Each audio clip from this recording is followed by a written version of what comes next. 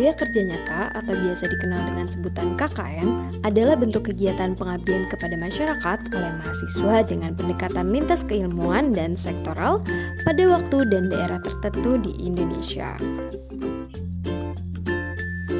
Kegiatan ini juga memberikan pengalaman mahasiswa untuk hidup di tengah masyarakat dan belajar untuk mengidentifikasi masalah yang sebenarnya terjadi, lalu membantu dalam menyelesaikan permasalahan tersebut khususnya yang berada di lingkungan KKN. Halo, Assalamualaikum. Perkenalkan, nama saya Fadia Utami dari jurusan Ekonomi Islam Fakultas Ekonomika dan Bisnis Universitas Diponegoro dengan NIM 120202191 393. Di video kali ini saya akan menjelaskan tentang kegiatan apa saja yang telah saya laksanakan bersama tim 2 KKN Undip di Desa Banyukuning, Kecamatan Bandungan, Kabupaten Semarang. Check this out. Nah, untuk tema KKN yang diangkat pada tahun ini adalah sinergi mahasiswa dengan masyarakat berbasis pada Sustainable Development Goals atau SDG, pencegahan stunting, dan narkoba melalui kuliah kerja nyata. Dalam pelaksanaannya, kami melakukan dengan protokol kesehatan seperti menggunakan hand sanitizer, menggunakan masker, dan selalu mencuci tangan.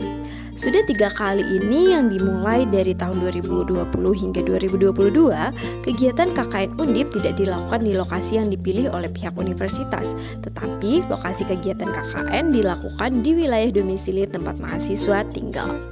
Hal ini terjadi karena menimbang kondisi pandemi COVID-19 yang saat ini ada di Indonesia.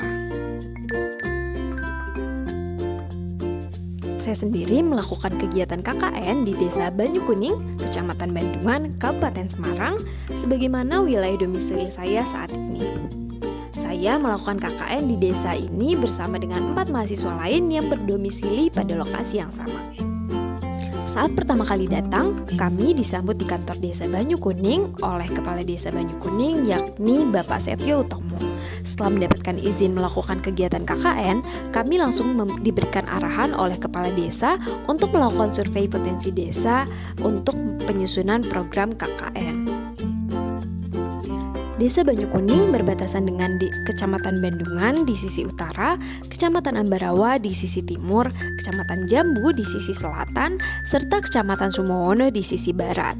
Banyukuning merupakan desa yang sangat luas karena memiliki 12 dusun dengan total luas wilayah 920 hektar dengan total penduduk sebanyak 2.262 keluarga. Desa ini berada di atas 850 meter permukaan laut dengan curah hujan sebanyak 2.335 mm per tahun dan suhu rata-rata berkisar pada 24 derajat Celcius. Jarak dari desa ke pusat pemerintahan kecamatan adalah sejauh 4 km, sedangkan jaraknya ke pusat pemerintahan kota administrasi dan kabupaten adalah sejauh 30 km. Desa Banyukuning merupakan salah satu desa yang memiliki banyak potensi untuk dikembangkan, baik berupa sumber daya alam maupun sumber daya manusianya. Saat mengelilingi desa, kami menemukan berbagai UMKM yang dikelola oleh penduduk sekitar. Beberapa di antaranya adalah tahu serasi, getuk cotot, dan angkringan kopi bosku.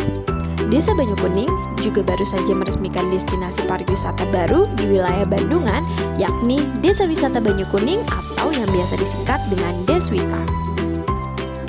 Baik UMKM maupun Deswita Banyukuning hingga saat ini masih belum teroptimalkan, dikarenakan masih rendahnya literasi digital dan pemahaman mengenai pemasaran, konten, branding, dan juga iklan digital. Padahal lokasi desa yang berada di kawasan pariwisata seharusnya membuat desa ini sangat potensial untuk dikembangkan secara ekonomi. Namun, pengelolaan desa yang masih cenderung konservatif membuat masyarakat desa yang mayoritas masih berpendidikan rendah membuat Desa Banyukuning belum sepenuhnya mampu memaksimalkan potensi tersebut. Potensi desa yang ada juga belum dapat teroptimalkan dengan maksimal karena diperparah oleh kualitas sumber daya manusianya yang masih tergolong rendah dikarenakan baru 7,5% dari penduduk Desa Banyukuning merupakan lulusan sarjana. Sedangkan mayoritas pendidikan penduduk di desa ini baru mencapai tingkat SMP, yakni sebanyak 93% dari total penduduknya. Oleh karena itu, kami merancang program kerja yang berfokus pada digitalisasi UMKM serta program-program edukasi sebagai bentuk upaya pengembangan SDM yang ada di desa. Setelah memaparkan program kerja yang akan kami kerjakan selama KKN, Kepala Desa mengarahkan kami untuk tinggal di posko yang ada di Dusun Pakisan bersama kepala dusunnya yakni Bapak Sunarto. Di sana, kami menyusun berbagai persiapan program kerja serta mengikuti berbagai kegiatan sosial yang ada. Program kerja monodisiplin yang pertama saya jalankan di desa ini adalah sosialisasi literasi keuangan melalui pendekatan agama pada murid-murid TPA di Dusun Pakisan. Program ini dilaksanakan melalui puppet show dengan boneka tangan yang mengisahkan kisah teladan Nabi Yusuf dalam mengartikan mimpi raja yang memiliki filosofi gemar menabung.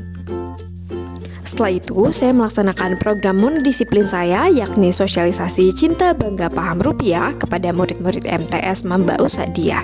Dalam melaksanakan program ini, dibagi menjadi 3 sesi, yakni penyampaian materi melalui PowerPoint, pemutaran video edukasi rupiah, dan games tebak-tebak kata.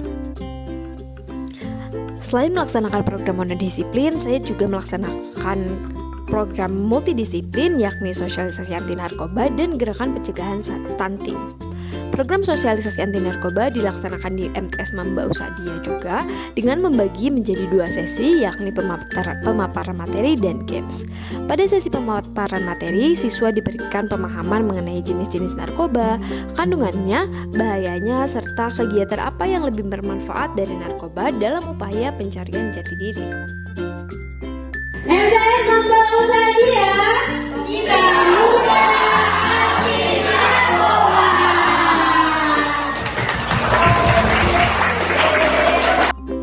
Sedangkan program gerakan anti stunting dilakukan bersama dengan Posyandu yakni pada tanggal 8 Agustus 2022.